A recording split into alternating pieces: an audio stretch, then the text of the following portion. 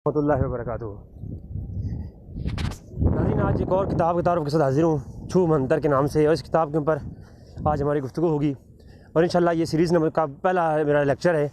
इंशाल्लाह इसके ऊपर हम 100 लेक्चर्स अपलोड करेंगे। सीरीज़ के 100 एपिसोड्स आएंगी और अल्लाह ने ज़िंदगी का साथ दिया, अल्लाह ने जो है अल्लाह की तौफ़ीक दी और ज़िंदगी ने साथ दिया, तो इंशाल्लाह तबारक व तआला आप 100 एपिसोड के मुश्तमिल इस सीरीज़ के ऊपर आप खूबसूरत सी हमारी गुफ्तगू समाअत फरमाएंगे। मैंने हाल ही में पीछे जो है अपने चैनल पर एक तवील काम किया था इसमें मुतालिक। उस वक्त मेरे साथ इकराम भी मेरे साथ थे, जिनसे मैंने अमलियात के बारे में सीखा, पढ़ा और इसके ऊपर मैं ख़ुद से कोई ऐसी अमलियात करता भी रहा हूँ।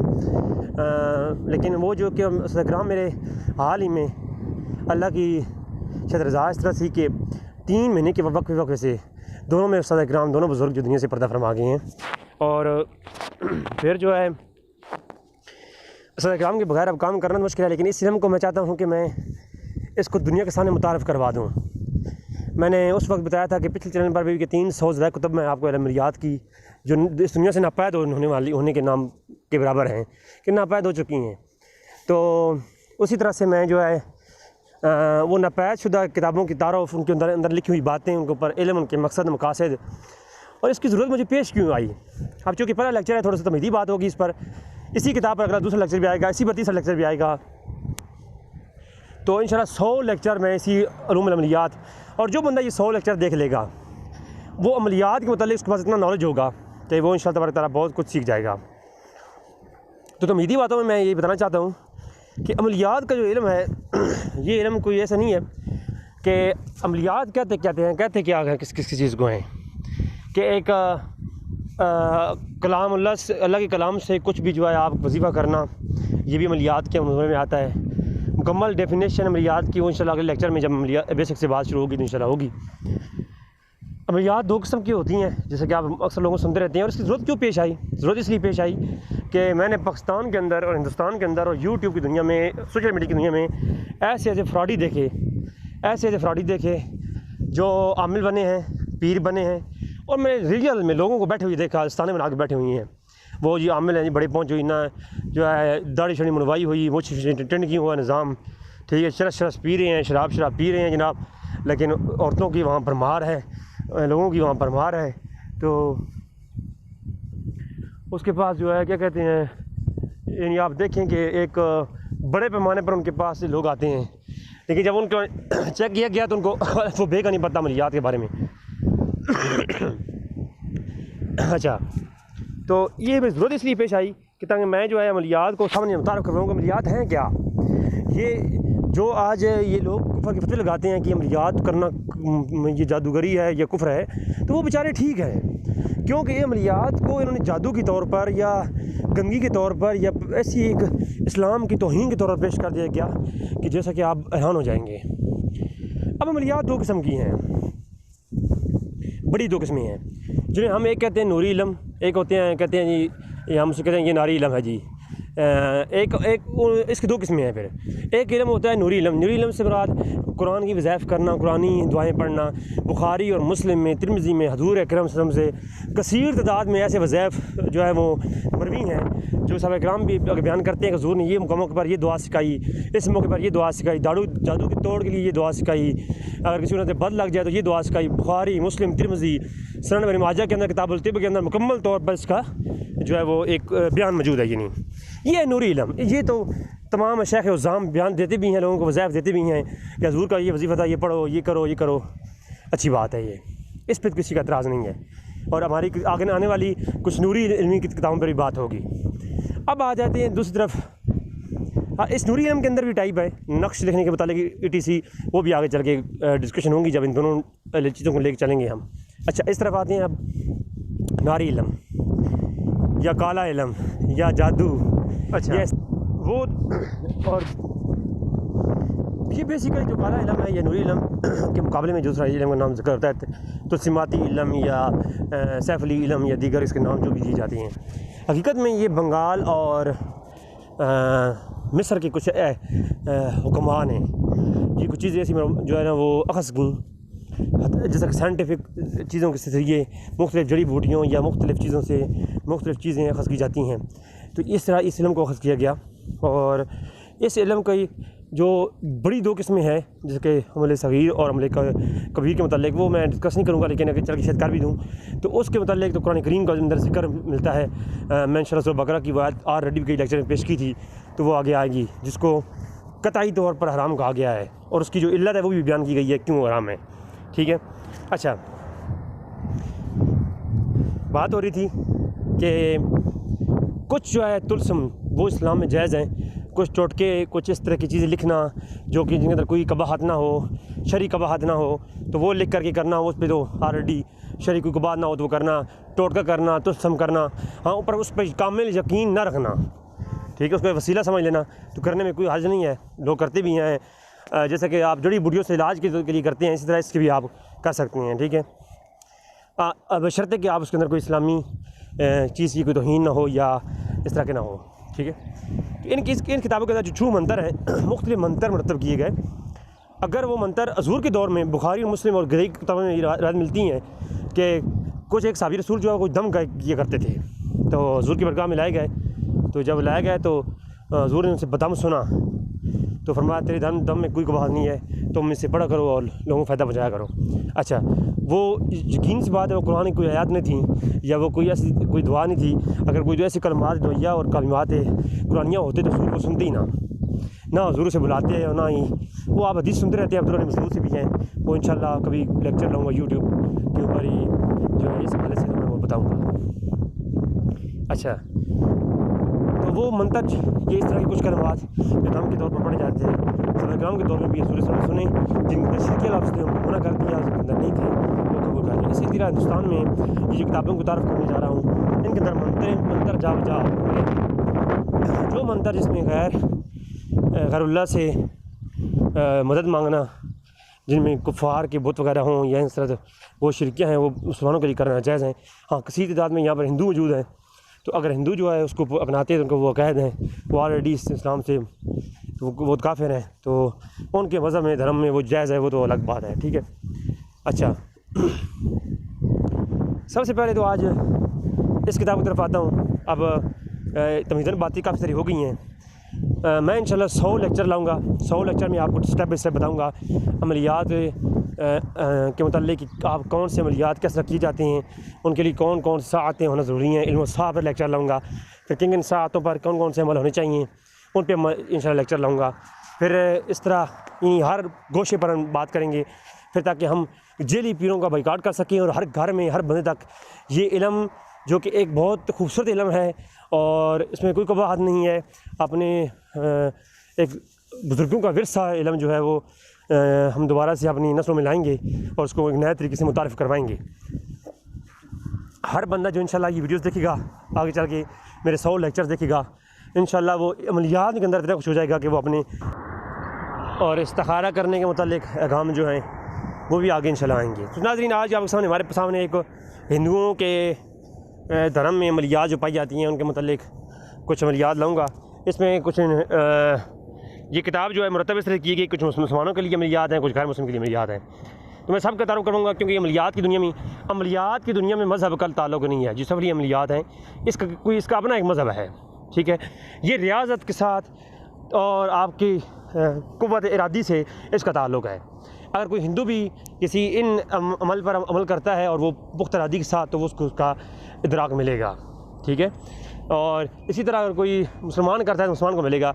इसका ताल्लुक़ किसी मज़हब से नहीं है। किसी मज़हब का कोई शख्स कोई किसी मज़हब पर यकीन नहीं भी रखता, तब भी इन अमलियात पर जो है वो मुकम्मल इदराक के साथ वो अमल करेगा तो उसको रिजल्ट मिलेगा। जी, एक तो ये बात बहुत आप याद रखें। अब जो है आज चलते हैं इस तरफ कि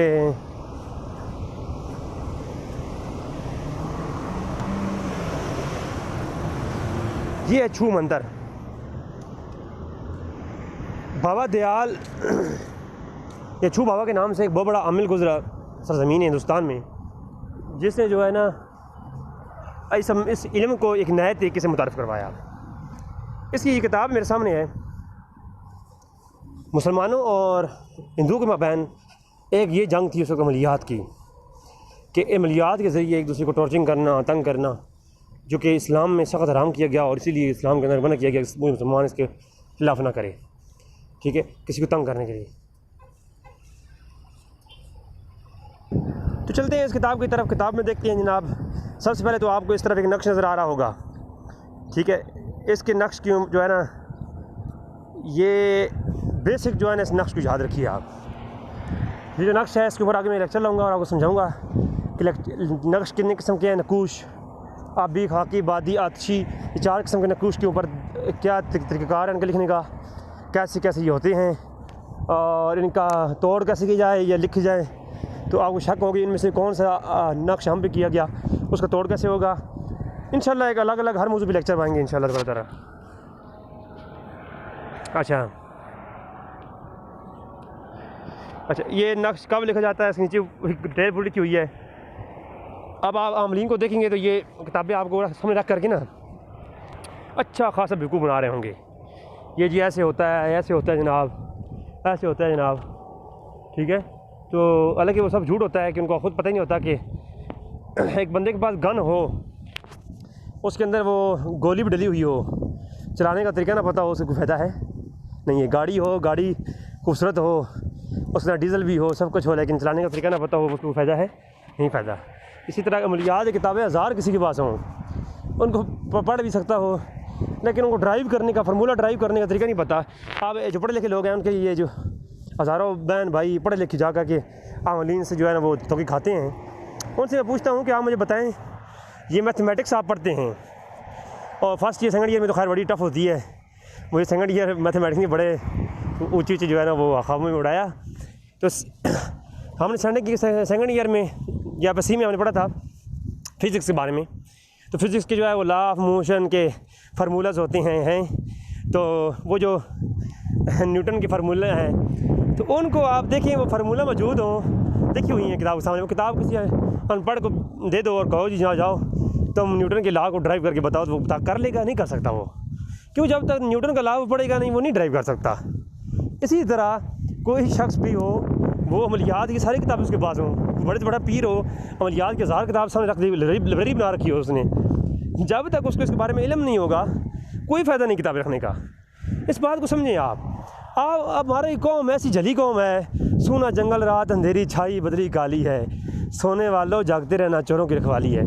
जिसने जितना वही कर दी ना, बाबा जी बड़े पहुँची हुई हैं जनाब, बड़े पहुँची हुई बाबा हैं, बस औरतें पहुँची होती हैं वहाँ पर।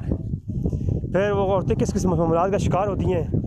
फिर औरतों का अपना ईमान क्या होता है, वो एक बंदे के पास चली जाती है ना, वो अमल करना शुरू कर देता है, फिर उधर से भाग कर दूसरे के पास ही। अभी 10 दिन गुजर नहीं होते, वो दूसरी कहती है नहीं बहनें, नहीं मेरी बहन, वो ये हामिल नहीं, हाय ओ फलां जगह हामिल है, वाह वाह वाह वाह, वो हामिल कमाल का है। बस वो अभी ये काम कर रहा होता है, भाग उधर चली जाती हैं। तो ये भी जो है ना बहुत सारे इस तरह के मामलात ऐसे हैं जो कि इनके बारे में क्या कहा जा सके। अब तो नाज़रीन ये बात आपको जहाँ पर समझ आ गई होगी। आगे चलते हैं। दुश्मन को तकलीफ़ में मुब्तला करना, याद रखें ऐसे अमलियात जो इन मकासद के लिए किए जाएँ, किसी को तकलीफ़ देने के लिए, किसी को तंग करने के लिए, जा वजह किसी की तलाक करवाने के लिए, सूरह बकरा के अंदर ऐसी अमलियात के मुतालिक अल्लाह ने फरमाया। और हारूत और मारूत जिनको अल्लाह ने किताब जादू इल्म जादू अता फरमाया था, तो इल्म जादू अल्लाह ने जो है तौरात में नाज़िल फरमाया था। और हारूत और मारूत के बारे में कुरान में आया कि वो जादू करके कहते मियाँ बीवी में जुदाइयाँ करते थे। मालूम हुआ कि मियाँ बीवी जो है जुदाई करवाने के लिए या नुकसान के लिए जादू करवाना क्या है, मालूम हुआ कि ये क्या हराम है, मना है, सख्त तरीन ममनू है। समझा रही है मेरी बात। तो ये कुरान से साबित है। लिहाजा ये दुश्मनों के लिए जो लिखी हुई हैं, हिंदू लिखते हैं, और अहले सुन्नत के यहाँ इमाम अहमद रज़ा ख़ान फ़ाज़िल बरेलवी ने अपनी किताब एक लिखी अमलियात के उन्वान पर, तो वो किताब का नाम है शमस शबस्तान रज़ा। मेरे चैनल पे जाकर चेक कर लें, ऑलरेडी उनका पूरा लेक्चर मौजूद है उस किताब के ऊपर।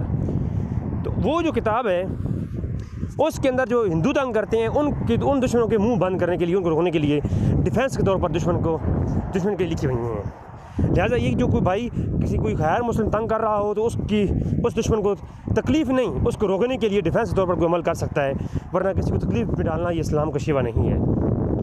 आदमी को अहमक को बेवकूफ़ बनाना, तो मेरे सामने मैं समझता हूँ ये भी इसके बारे काम करनी है। तो अच्छा जी, घर के अंदर घर का वीरान हो जाना, सर में बीमारी पैदा हो जाए किसी किस्म की, दुश्मन को बीमार करना ये जायज़ नहीं है। दुश्मन को ये सारे अमलियात जनाब इसके अंदर मौजूद हैं। अच्छा,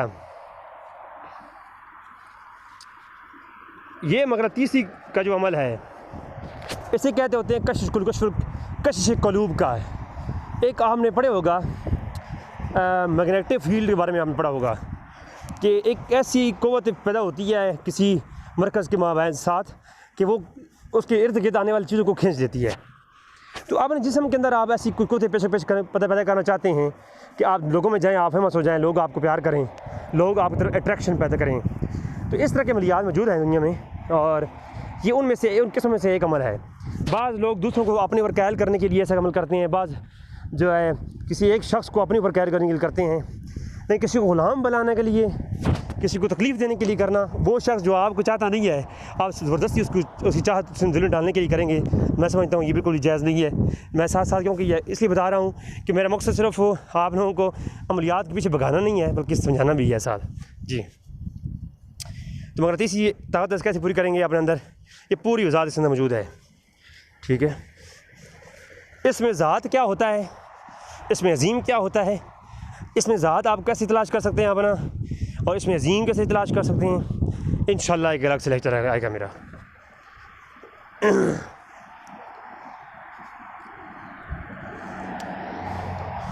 दस्ते गैब का अमल कि आप जो है गैब के अंदर से कोई ऐसी हेल्प चाहते हैं, ये अमलियात हक़ है, इनका इनकार नहीं किया जा सकता। लेकिन इस वक्त मेरे पास 350 कुतुब हैं, उनमें दस्ते गैब से ये नहीं बंदा आएगा आपको जो हेल्प चाहिए वो करेगा चला जाएगा। इस तरह के तकरीबन 700 अमल हैं। उन 700 में से 3 अमल ऐसे हैं जो 99% तक परफेक्ट हैं। बाकी जितनी भी अमलियात हैं या आमिल लिखने वाले ने खयानत कर दी या उसको किसी ने बताया गलत है, परफेक्ट कोई अमल भी नहीं है इस मामले में। तो इस गलतफहमी मत रहिएगा कि किताबों में ये अमलियात ढूंढ के हम अपने लिए कुछ कर सकते हैं। जी अच्छा, अमल मोहब्बत बहुत बड़ा फितना जी इस दौर का, इससे पर क्या कमेंट्स में करूँ। अमलीन अगर अमल मोहब्बत ना होते तो अमलीन बेचारे भूखे मर जाते, खुदा की कसम। अगली भाई इंशाल्लाह अगली एपिसोड के अंदर इसके ऊपर तफसीलन बात करूँगा। आपकी दुआओं को ताले। अस्सलामु अलैकुम।